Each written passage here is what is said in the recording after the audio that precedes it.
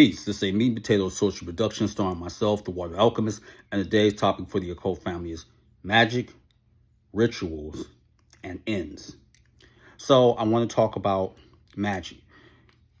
There are levels to magic which I've tried to emphasize, and when you're starting off on the path, one of the first things that you're going to go through magically is that you're going to have to psychologically jettison yourself from what your parents have taught you and what your grandparents have taught them.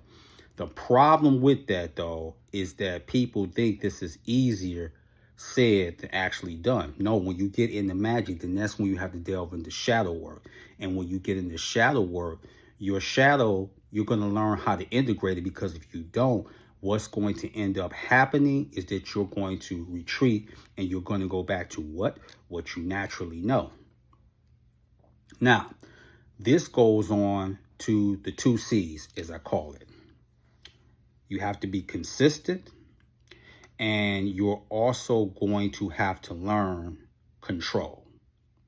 Consistency and control.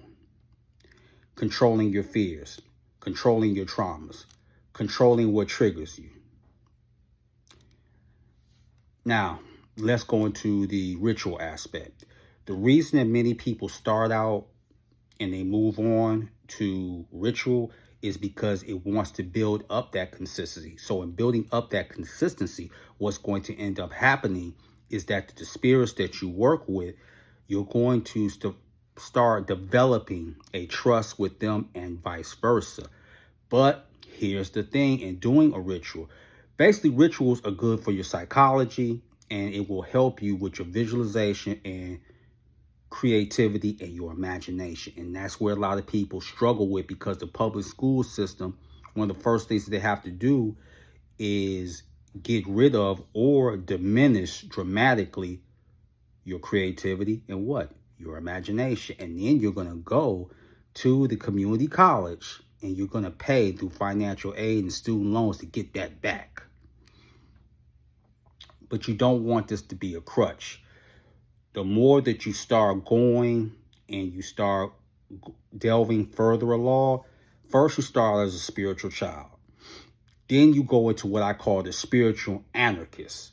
So you're anti-Christian, you're anti-Islam. You're doing all these things instead of being out like this. You understand it and you study it and you research it, but you don't say, well, I'm anti-Christianity. No, I know where Christianity comes from. All the Abrahamic religions come from African and Asiatic or Asian concepts, period. That's all of them. Just like you look at how dangerous this is on a political scale. The 2-party system does not work in the United States. That's been proven time and time again. You're either going to have the Democrats or the Republicans.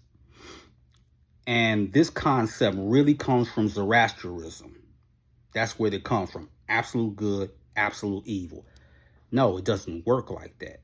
Because angels or malak or messengers, they have existed over 1,000 years before all those religions. All of them. And angels do have personalities. All of them have personalities. Period.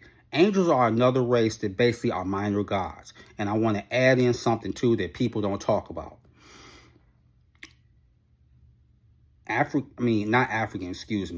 Angels are celestials, but so are demons. The only demons that really aren't celestial are those that were human at one time, or black magicians that made pacts and agreements to become demons voluntarily. Yes, demons are celestial as well. Celestial means those who are not of this earth. Earth is terrestrial. So what I'm saying in a nutshell is that many of these gods and goddesses are all celestial because they were never human to begin with. Now, let's go on to Enns. Should you use Enns, in the beginning of your craft? I do recommend it, but you don't need it. There was a sources way before me that talked about this. And she said that many of the demons felt that Enns were disrespectful towards them. It was like using coarse or hard language toward them. Now, here's a question that many wanted to ask, but you didn't know how. The reason that you can recite an end to them because they know that you're a spiritual child. You don't know any better. So they're really willing to tolerate it in the beginning stages. Again, this goes back to there are stages. And they're going to be patient and work with you. Some are more patient than others. That's just the reality. Just like angels have their own personalities, so do demons. Now, there are a plethora of books by S. Connolly, the complete book of demonolatry, demonic magic. Those are great books. In most of her books, I highly recommend. I give them like 4 to 5 stars. But sooner or later, and I remember asking a demon this, and they told me, not that I use Enns, so I'm going to answer that now. I'm not really an Enn person, never really used them, or circles for that matter. Here's the deal. You want to succeed and become the shaman or the mystic. Once you get to that level, all you need for your magic to work is your thoughts and your iron will. That is all you need. And Philip Cooper in The Magician was trying to encapsulate that. But it takes people a moment to get there. And the reason people lose in magic is due to their impatience. That's why. Just for somebody to learn just how to perform a certain ritual or do certain magical techniques, let me level with you. It may take you anywhere from 3 to 7 years before you have that aha moment. So be patient when you're doing this. But even when you're doing this so long enough, all you have to do is really think about the demon or the angel, and they're automatically there. But it takes time to get to that moment. Trust me, I know through experience. So when you're doing this, remember, rituals is for your psychology. And in order for you to develop a certain level of discipline, the magic is inside of you, but you got to learn how to crawl before you walk.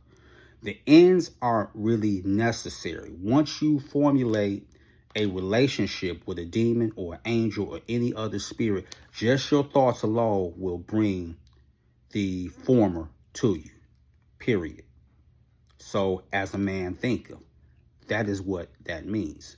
So I hope that I really have cleared up some misconceptions that many people have about this craft. And with that, that is your meat and potato source for the day. I am the Water Alchemist. Be water, my friends. Peace.